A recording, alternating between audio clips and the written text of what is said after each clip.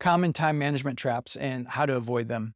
As being someone who's self-employed, it's easy to fall into the common time management trap of not having structure and accountability. So without a boss or colleagues to hold you accountable, it's going to be tempting, it's going to be alluring to procrastinate or get sidetracked by non-essential tasks. So here's a few of the big time management traps that I have observed, and then how you can sidestep them. Number one is what I call the perfectionism trap. So you're polishing up that graphic for the 10th time, and maybe it's for a logo that you don't even need for your own business, or maybe it's for a graphic as a graphic designer for a client. But is the client really going to notice the difference? Probably not. Perfectionism can eat up hours of leaving less time for tasks that will actually move the needle. So you could have delivered something, gotten feedback, and then moved on if that's your business. If it's not your business and you're messing around with other things that don't actually move the needle, this is a trap you definitely don't want to get into. So a tip to avoid this trap: set a timer, give yourself a realistic deadline to complete the task. Once it buzzes, pencils down. This forces you to focus on the essentials and move on. So whether it's a deadline for a week out, or whether it's today I'm going to work 10 minutes on this thing, or I'm going to give myself 90 minutes to finish up this project. Number two is the overcommitment trap. Saying yes to every request or opportunity is going to leave you stretched thinner than a dollar store balloon. Overcommitment means you're busy, but you're not productive. So the tip here is learn to say no, or at least let me get back to you. In this little script, let me get back to you on that. Gives you time to evaluate if you can truly commit to a new task without derailing your schedule. By the way, one of the things that I always do is I will almost always, and I can't believe I'm saying this out loud and public now so people will know, but I will almost always say yes to someone who asks me 3 times, because the first no, I assume they don't really want me to, that they're just making the request. They don't really need me. They're just looking for a body to fill up some reason. So I say no. The next time they ask me, I go, well, I'll say, let me get back to you. If they come at me again, the second no will be, well, let me give that some consideration now that I know more about it. And if they have the desire, the gumption to come at me again, then I'll say, okay, yeah. So I kind of have a 3 asks, then I'll say yes rule. The third trap is the multitasking myth. If you're juggling multiple tasks at once, you can feel efficient, but that's a mirage. It's a mirage. It's an illusion. Multitasking usually leads to more mistakes, and then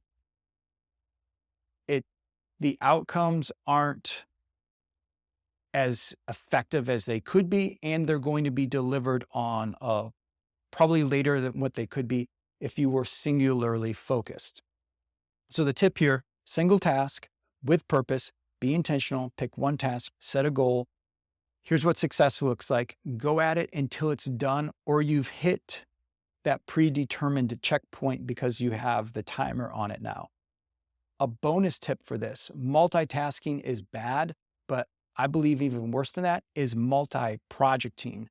So you have a bunch of different projects going on at the same time, and you never really ship, and which means you never really get results. So let's say you have, for your business, you want to do lead generation, lead conversion, you want to have a sales script, and then you want to have a referral getting program in place. So you have 4 different projects, and you work a little bit on those for a 4-month period, and finally, somehow you get them all done. Instead of you shipped the lead generation campaign month 1. Now that's working for you. Month 2, you ship the lead conversion campaign. Now leads are coming in. Now leads are converting after 2 months instead of 4 months. Then you have a better sales script.